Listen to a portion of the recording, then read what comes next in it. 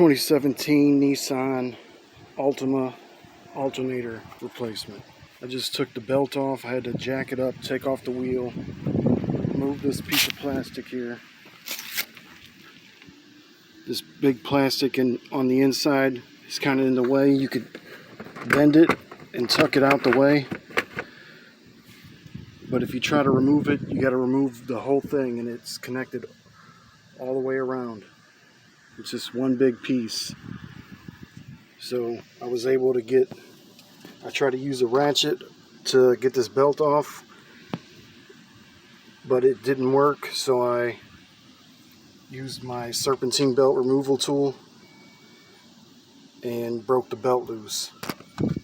Now I'm going for the alternator here. I'm going to remove this plastic here. There's a couple bolts, look like about 10 millimeters.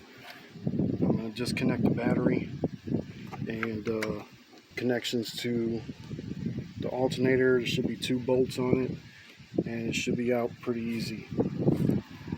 But I tried to use a ratchet here, and I couldn't crank it enough. If the vehicle was up higher, maybe, and I can get a breaker bar or something. But that tensioner is really tight, and it's in a tight spot. And it's a 17 millimeter socket. So in the next clip, I'll have this removed, have the battery disconnected, and probably they'll have the alternator out. I'm going to try to film this in just a couple clips.